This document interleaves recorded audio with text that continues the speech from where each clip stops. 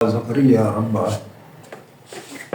زکریا علیہ السلام نے اپنے رب سے دعا کی، قال رب ہب لی من لدنک ذریۃ طیبہ، اس نے کہا اے میرے رب مجھے اپنے پاس سے پاک اولاد کر، انک سمیع الدعاء، بے شک تو دعا سننے والا ہے۔ یعنی جس وقت زکریا علیہ السلام نے دیکھا کہ مریم جو ہے ان کے پاس اللہ تعالیٰ نے انہیں کثیر رزق دیا ہے، بے موسم پھل ان کے پاس موجود ہوتے ہیں، پھر یہ ہے کہ ایسا علم اور حکمت اور دانائی اور سمجھداری انہیں اللہ نے عطا کی، تو وہ کہ وہ بڑھاپے کی عمر میں تھے، پھر بھی ان کے دل کے اندر یہ خواہش پیدا ہوئی کہ پروردگار اللہ تعالیٰ اگر ایسے معجزے دکھا سکتا ہے تو اللہ مجھے بھی بیٹا ایسا دے سکتا ہے جو نیک اور صالح انسان ہو۔ تو انہوں نے دعا کی کہ اے میرے پروردگار بے شک مجھے بھی ایک پاک اولاد کر، پاک بیٹا جو عطا کر، انکا سمیع الدعاء، بے شک تو دعا سننے والا ہے۔ فنادتہ الملائکۃ وہو قائم یصلی فی المحراب، تو انہیں آواز دی فرشتوں نے جب وہ حجرہ میں کھڑے ہوئے نماز پڑھ رہے تھے، ان اللہ یبشرک بیحییٰ، اللہ تمہیں یحییٰ کی خوشخبری دیتا ہے، مصدقا بکلمات من اللہ، اللہ کے حکم کی تصدیق کرنے والا۔ یعنی یہ اس کے کزن تھے حضرت عیسیٰ علیہ السلام کے، یہ جو ہے یحییٰ یعنی خالہ جان، تو انہوں نے اب وہ بڑھاپے کی عمر میں ہیں، تو انہوں نے کہا کہ جو اللہ کا جو کلمہ ہوگا جو بغیر باپ کے جو پیدا ہوگا اس کی یہ تصدیق کرے گا، یحییٰ علیہ السلام کے بارے میں کہا، تو یہ جو ہے وہ تصدیق کرے گا، مصدقا بکلمات من اللہ، تو اللہ کے حکم کی وہ تصدیق کرنے والا ہوگا، وسیدا وحصورا ونبی من الصالحین، اور سردار اور نفس کو قابو رکھنے والا اور نبی ہوگا نیکوکاروں میں سے۔ یہ یہاں پر نوٹ کیجیے گا کہ یحییٰ علیہ السلام جو ان کے بارے میں الفاظ آئے ہیں نبی کے، اور آگے جس وقت عیسیٰ علیہ السلام کے بارے میں آئے گا تو ان کے بارے میں رسول آئے گا۔ یعنی جیسے میں نے آپ کو بتایا کہ جو نبی جو ہے نبیوں کو قتل بھی کیا گیا، شہید کر دیا گیا، مگر جو رسول ہو اسے قتل نہیں کیا جاتا، اسے شہید نہیں کیا جاتا، نہیں کر سکتا کوئی۔ من الصالحین، تو وہ نبی ہوگا نیکوکاروں میں سے۔ قال رب انا یکون لی غلام، تو اس نے کہا کہ اے میرے رب میرے لڑکا کہاں سے ہوگا، وقد بلغنی الکبر وامراتی آخر، جب کہ مجھے بڑھاپا پہنچ چکا اور میری عورت جو ہے وہ بانجھ ہے۔ قال کذالک اللہ یفعل ما یشاء، تو اس نے کہا اسی طرح اللہ جو چاہتا ہے وہ کرتا ہے۔ قال رب اجعل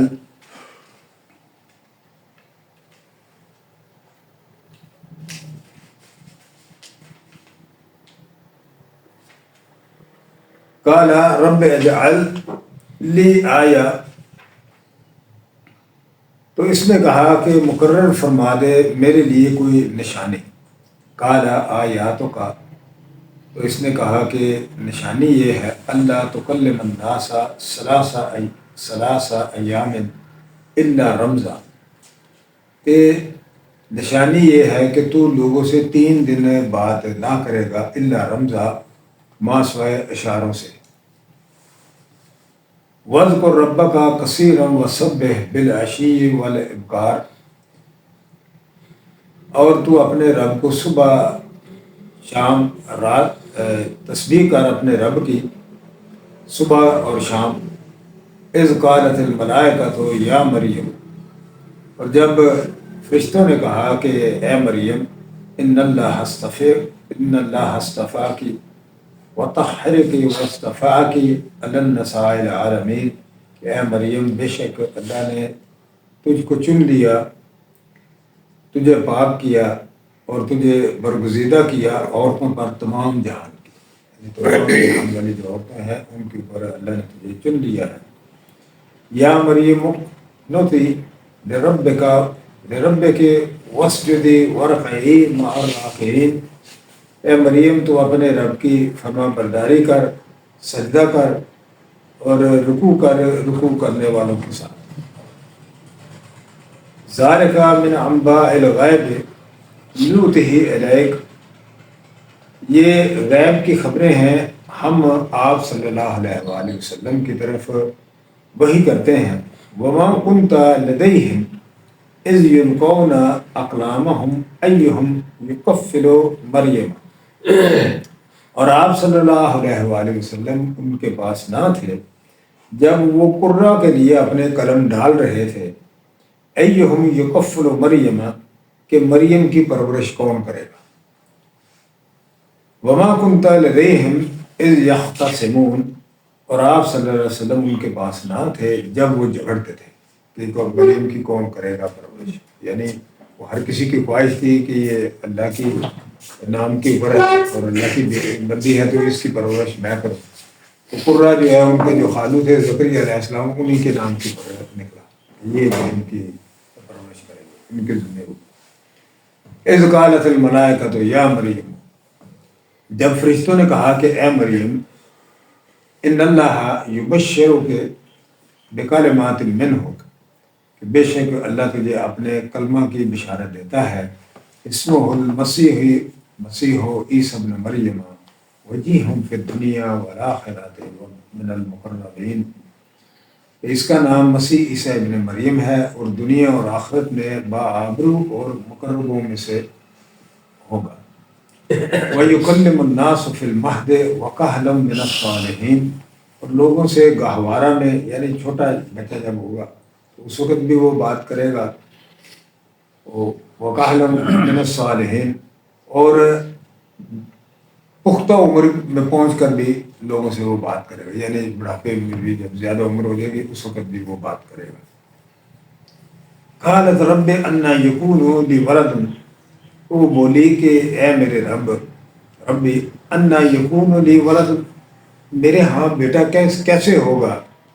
لم یسسنی بشر، اور کسی مرد نے مجھے ہاتھ نہیں لگایا. قالا، کہا، کذالک اللہ یخلق ما یشاء، اس نے کہا کہ اسی طرح جو اللہ چاہے پیدا کرتا ہے. یعنی پہلی مثال تو یہ ہے یحییٰ کی کہ بڑھیا ماں بانجھ اور انتہائی بزرگ بوڑھا انسان، تو اسے اللہ نے دیا یہ بیٹا اولاد دے دی، تو اللہ جو چاہے وہ کر سکتا ہے. اور اس سے پھر بڑی مثال جو ہے آدم علیہ السلام کی، کہ جن کے نہ ماں تھی نہ باپ تھا، تو اللہ نے اسے انسان بنایا، تخلیق کی. اس سے بڑی مثال ان کی ہے. یہاں تو ماں موجود ہے، یہ ہے کہ باپ نہیں ہوگا. تو فرمایا کذالک اللہ یخلق ما یشاء، اسی طرح اللہ جو چاہے پیدا کرتا ہے. اذ قضا امرا فانما یقول له کن فیکون، جب وہ کسی کام کا ارادہ کرتا ہے تو وہ کہتا ہے اس کو ہو جا تو وہ ہو جاتا ہے. یعنی اللہ کا تو صرف حکم آرڈر ہے، یعنی کلمہ کن ہے، اس نے کہنا ہے ہو جا اور وہ ہو جاتا ہے. وَيُعَلِّمُهُمُ الْكِتَابَ وَالْحِكْمَةَ وَالتَّوْرَاةَ، اور وہ اس کو سکھائے گا کتاب، دانائی اور توریت، والانجیل اور انجیل. وَرَسُولٌ إِلَىٰ بَنِي اسرائیل، اور بنی اسرائیل کی طرف میں رسول بھیجے گا. یہاں پر یہ بات آ گئی ہے. پیچھے جیسے میں نے آپ کو کہا تھا کہ یہ علیہ السلام کے بارے میں نبی کے الفاظ آئے ہیں، یہاں آیا ہے رسول، انہیں اللہ رسول بنائے گا. رسول وہ ہوتا ہے کہ جس کے لیے اللہ تعالیٰ کسی خاص کام کے لیے مقرر کر دیتا ہے، کہ یہ ڈیوٹی لگا دیتا ہے کہ تم جو ہے یہ جاؤ اور یہ کام کرو. اس لیے جس کی تقرر کی جائے، تو نبی سمجھ لیجیے کہ ایک صالح اور نیکوکار انسان ہوتا ہے، لوگوں کو بعض نصیحت کرنے والا. مگر رسول جو ہے جسے ایک خاص کام کے اوپر معین کر دیا جائے، بنی اسرائیل کی طرف تمہیں معین کیا جائے، تمہاری ڈیوٹی لگائی جائے، یہ رسول ہوتا ہے. اسی طریقے سے محمد رسول اللہ صلی اللہ علیہ وسلم اللہ کے نبی بھی تھے اور رسول بھی تھے. تو انہیں ان کی جو اللہ تعالیٰ نے تقرری کی کہ اپنی قوم کی طرف قوم فان کرو، آپ کھڑے ہو جائیے، ان کو اٹھائیے، انہیں دعوت دیجیے، انہیں اللہ سے ڈرائے. تو گویا نبی جو ہے سمجھ لیجیے کہ وہ نیکوکار اور پرہیزگار انسان ہوتے تھے، انہیں اللہ کی طرف سے وحی آتی تھی. مگر تقرری جسے خاص کام کے لیے معین کی جائے کہ آپ نے یہ کام کرنا ہے، تو یہ سمجھ لیجیے کہ رسول ہے. اور رسول الی بنی اسرائیل، تو ان کے جو ہے رسول بنا کر بھیجا گیا اس طرف بنی اسرائیل کی طرف.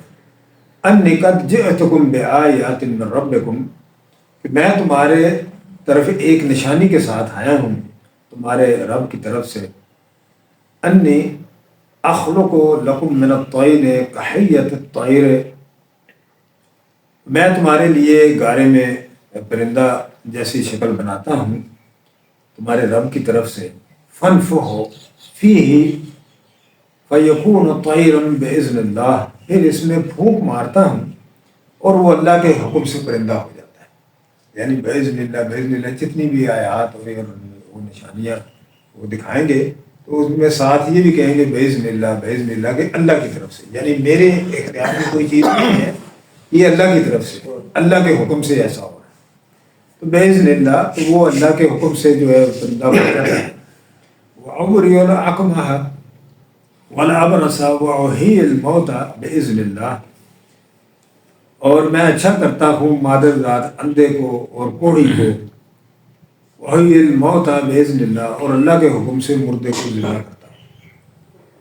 وَأُنَبِّئُكُم بِمَا تَأْكُلُونَ وَمَا تَدَخَّرُونَ فِي بُيُوتِكُمْ، اور میں تمہیں بتاتا ہوں جو کچھ تم کھاتے ہو اور جو کچھ تم نے اپنے گھروں میں ذخیرہ کر رکھا ہے، یہ بھی میں بتاتا ہوں، یعنی یہ بھی اللہ کے حکم سے میں تمہیں بتاتا ہوں۔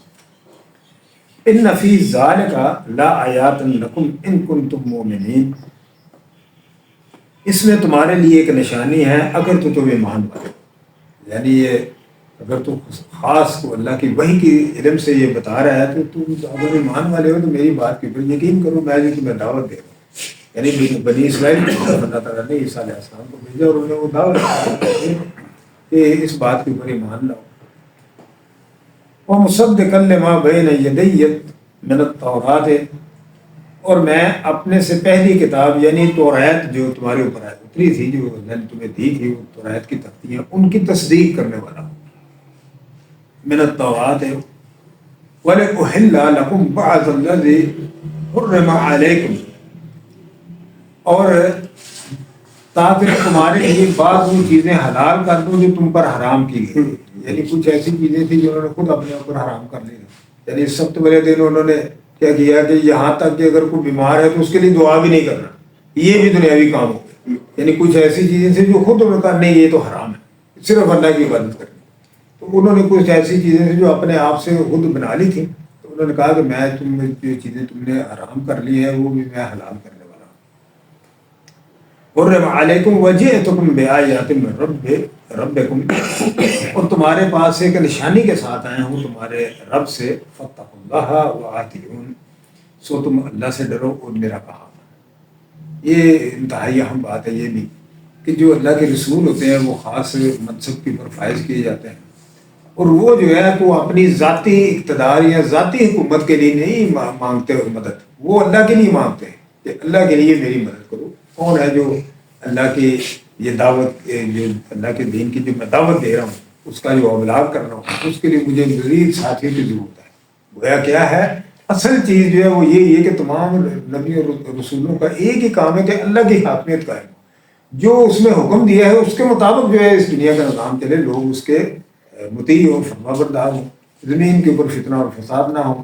اس وقت نہیں ہوگا کہ جب اللہ کا حکم جاری ہوگا، یعنی جو اللہ نے حکم دیا ہے من اس کے اوپر عمل کیا جائے۔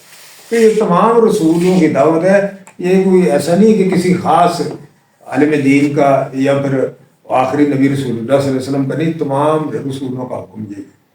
انہوں نے یہی کہا ہے کہ اللہ کے لیے میری مدد کرو، کس کے لیے؟ افرادی قوت کے ساتھ۔ جیسے ہم نے پڑھا کہ موسیٰ علیہ السلام کے ساتھ انہوں نے سارے ساتھیوں نے انکار کر دیا کہ نہیں موسیٰ تو اور تیرا خدا جا کر ان سے لڑے، وہ تو بہت بڑی تعداد میں لوگ بڑے ہیوی، بڑے جابر، بڑے بڑے قدر، ہم تو ان کے ساتھ نہیں لڑیں گے۔ تو اس کا کیا نتیجہ نکلا کہ 300 سال کے بعد جا کے جب یوشع بن نون کی سربراہی میں پھر انہوں نے قتال کیا، تو تب جا کر تو انہوں نے پھر جو حکومت جو ہے وہ قائم کی اللہ کے حکم کے مطابق۔ اسی طریقے سے رسول اللہ صلی اللہ علیہ وسلم نے جس وقت کہا کہ اللہ کی مدد کرو، میرے ساتھ ایک جماعت کی طرح ایک قوت مجھے فراہم کرو تاکہ میں اللہ کا جو حکم ہے وہ جاری کروں، تو یہ ہے کہ یہ اسی وقت ہی قائم ہو گیا، اس لیے کہ صحابہ کرام نے اپنی جانیں دینے کے لیے تیار ہوئے، انہوں نے کہا جی ہم اپنی جانیں دیں گے۔ خود بھی رسول اللہ صلی اللہ علیہ وسلم زخمی ہوئے انہوں نے کہا ہم جانے دینے کے لیے تیار ہیں، تو دی جانے، اس لیے یہ انہیں کی زندگی میں یہ دین قائم ہو گیا۔ وہاں جو ہے موسیٰ علیہ السلام کی زندگی میں وہ کے بعد ہوا تھا 300 سال کے بعد، تو یہاں جو ہے دین اسی وقت ہی قائم ہو گیا، اس لیے کہ قربانی دی۔ یہ بات ذہن میں رکھ لیجیے کہ ظلم کا نظام ختم نہیں ہو سکتا جب تک خون نہ دیا جائے۔ کس کے لیے مرنے والوں کو یہ تو پتا ہوگا میں کس کے لیے خون دے، اللہ کے دین کو قائم کرنے کے لیے، میں اللہ کے لیے کام کر رہا ہوں، اللہ کے لیے دین کے لیے کام کر رہا ہوں، اس کے دین کے غلبے کے لیے، تاکہ یہ جو انسانوں کے اوپر ظلم کر رہے ہیں اس ظلم کے خاتمے کے لیے خود رسول اللہ صلی اللہ علیہ وسلم نے اس کے لیے خون دیا۔ جو چہرہ مبارک زخمی ہوا پتھر کھائے کس کے لیے؟ اسی لیے کہ اللہ کی حاکمیت قائم۔ یہی بات جو ہے یہاں پر عیسیٰ علیہ السلام بھی یہی بات کہتے ہیں کہ اللہ کے لیے کون ہے میری مدد؟ تو حواریوں نے کہا چند افراد نے کہ ہم آپ کے ساتھ ہیں، ہم اس کام کے لیے اپنی جانیں دیں گے، جو بھی آپ حکم کریں گے ہم آپ کے ساتھ ہیں۔ تو یہ مقصد صرف ایک ہے، اپنی ذاتی حکومت کے لیے نہیں اور نہ ہی اپنی ذاتی حکومت کی توسیع کے لیے نہیں، صرف اللہ کے لیے۔ جب تک مقصد واضح نہ ہو اس وقت انسان کوئی بھی مرنے کے لیے تیار نہیں، کیوں کہ لڑے، کیوں اپنی جان کو لے۔ لہٰذا یہ مقصد واضح ہونا بہت ضروری ہے۔ پھر طریقہ جو ہے وہ یہ جو سارے نبیوں کے اور محمد رسول اللہ صلی اللہ علیہ وسلم کا وہی تھا۔ اس وقت ہم اللہ کے رسول کے طریقے کو چھوڑ کر اپنے عقل اور اپنے دماغ پیچھے چل پڑیں گے تو اس وقت پکی بات ہے ناکامی ہے، نامرادی، کسی قسم کی کوئی مدد ہماری نہیں ہوگی۔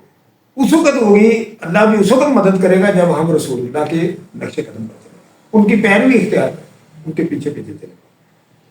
تو یہ بڑا اہم بات ہے۔ تو فرمایا کہ ان اللہ ربی و ربکم، وہ میرا بھی رب ہے اور تمہارا بھی رب ہے، فاعبدوا، سو تم اس کی عبادت کرو، ھذا صراط مستقیم، یہ سیدھا راستہ ہے۔ جب تم نے اگر رسول کا کہنا چھوڑ دیا، یہاں پر بھی انہوں نے یہ بات کہی ہے کہ فاتقوا اللہ وأطیعون، اللہ کا تقوی اختیار کرو اور میری اطاعت کرو۔ عیسیٰ علیہ السلام نے کہا یعنی میری اطاعت کرو، اور یہ میں نے آپ کو بتایا کہ یہ بات ذہن میں رکھ لیجیے کہ انسان کسی انسان کی اطاعت کرنا یہ بڑی بھاری اور گراں ہوتی ہے کہ میری طرح کا انسان ہے، میں اس کی کیوں کہنا مانوں، اس کی اطاعت کیوں کروں؟ جو بھی اللہ نے رسول بنا کر بھیجا ہے، رسول نے یہ ضرور کہا کہ میری تم نے اطاعت کرو۔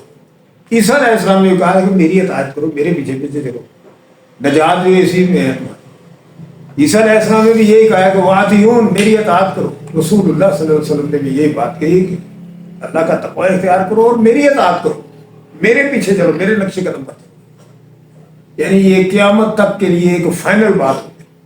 اگر اللہ کے راستے، رسول اللہ کے راستے سے ایک بالچت برابر بھی تم دائیں بائیں ہو جاؤ گے، اپنے جو انسانوں کی عقل اور دماغ ہے انہیں بیچ میں لے آؤ گے اور ان کے پیچھے چل پڑو گے تو سمجھ لو تم تباہ اور برباد، کبھی بھی راستہ نہیں، منزل نہیں پا سکتے۔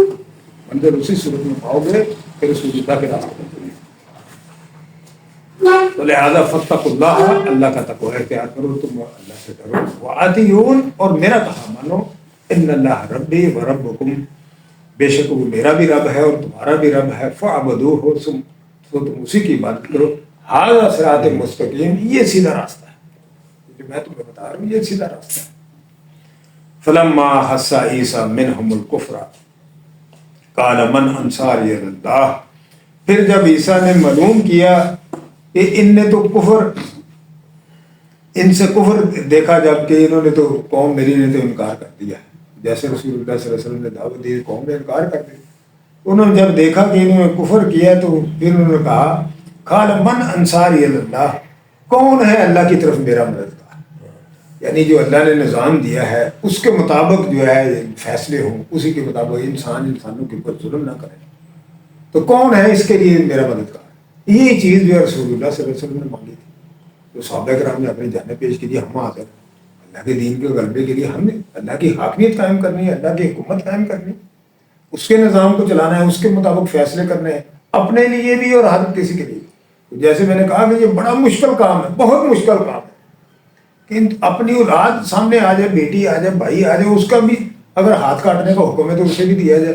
یہ تو بڑے سے بڑا بھی جو کوئی سردار ہے، بڑے سے بڑا بھی کوئی عالم دین ہے، وہ بھی چاہے گا کہ میری جو ہے قریبی جان چھوٹ دے، کسی طریقے سے کوئی نہ کوئی مصالحت پیش کر دو، کوئی نہ کوئی باتیں پیش کر دو۔ یہ بڑا مشکل کام ہے یہ، یعنی اللہ کو ماننا اور لڑائی اس وقت ہوتی ہے، یہ بنیاد ہے اس چیز کی، اللہ کو منوانا، حاکمیت اس کی وہ ہے بڑا، یعنی خود آپ مانتے ہیں، مانتے ہیں، آپ اللہ کو مانتے ہیں. وہ انگریز بھی کہتے تھے آپ نماز جو چرچ میں جانا چرچ میں جائے، جو مسجد میں جانا چاہتا ہے مسجد میں جائے، وہ سارے اپنے. اگر آپ یہ جو بات کر رہے ہیں وہ اللہ کی حاکمیت ہے، یہ تو لڑائی والی بات ہے. خبردار یہ باغی ہے، قانون ہمارا ہوگا.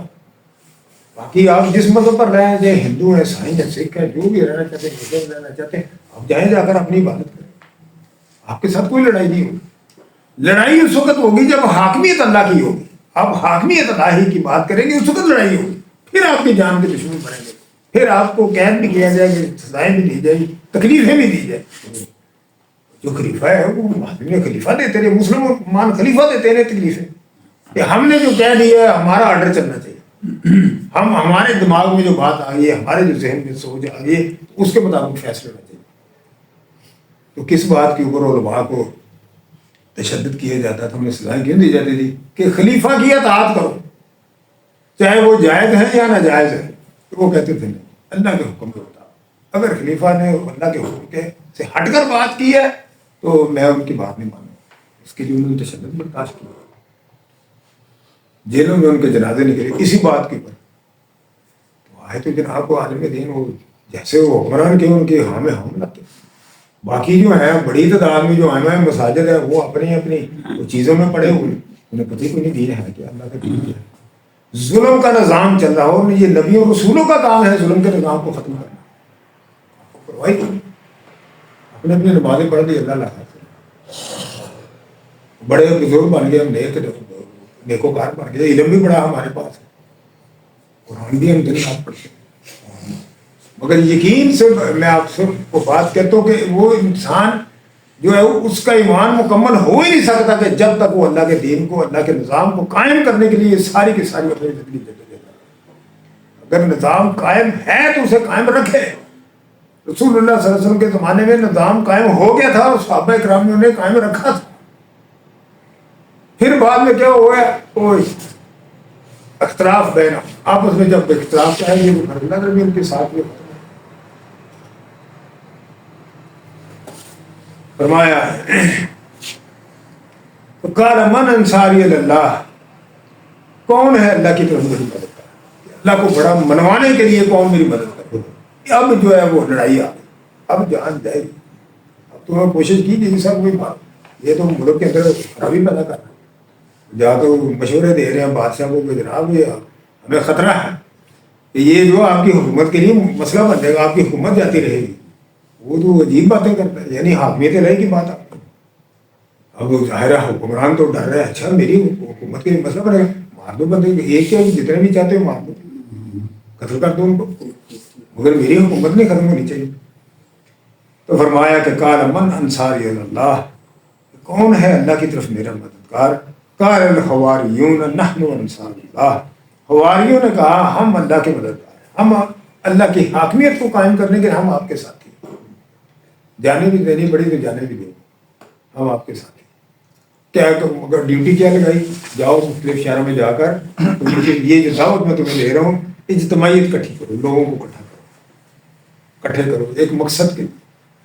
فرمایا آمنا باللہ ہے، ہم ایمان لائے اللہ پر، واشہد بأننا مسلمون، اے پروردگار اب ہمیں تو دکھ لے گواہوں میں کہ ہم نے گواہی دے دی ہم اللہ کے ساتھ ہیں، ہم اللہ کے مددگار ہیں، اور ہم نے جو رسول تو نے ہمارے پاس بھیجا ہے ہم نے اس کے ساتھ عہد کر لیا ہے کہ ہم جو ہے اللہ کی مدد کرنے کے لیے تیار ہیں.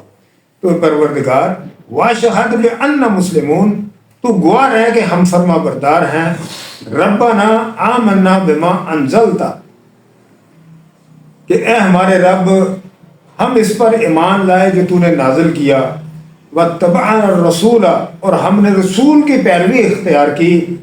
فاکتبنا مع الشاہدین، سو ہمیں گواہی دینے والوں کے ساتھ لکھ دیں کہ ہم نے جو ہے جو تو رسول تو نے ہمارے پاس بھیجا ہم نے گواہی دے دی اور ہم جو ہے اس کے مددگار بن گئے. لہذا آخری بات یہی ہے کہ جب تک اللہ اور اللہ کے رسول صلی اللہ علیہ وسلم کی پیروی نہیں کرو گے، نقش قدم کے پیچھے نہیں چلیں گے، کسی بھی انسان کی چاہے ہزار انسان اکٹھے ہوئے ہیں، وہ اگر اپنا دماغ لے آئے، اپنی عقل لے آئے کہ ہم بہتر سوچتے ہیں، ہم ٹھیک فیصلے کرتے ہیں، جب تک اللہ اور اللہ کے رسول صلی اللہ علیہ وسلم کے نقش قدم کی تعریف نہیں کریں گے کسی وقت بھی کسی صورت میں کامیابی نہیں ہو سکتی. اللہ تعالیٰ سے دعا ہے کہ پروردگار کہنے اور سننے زیادہ نہیں کرنے کی توفیق عطا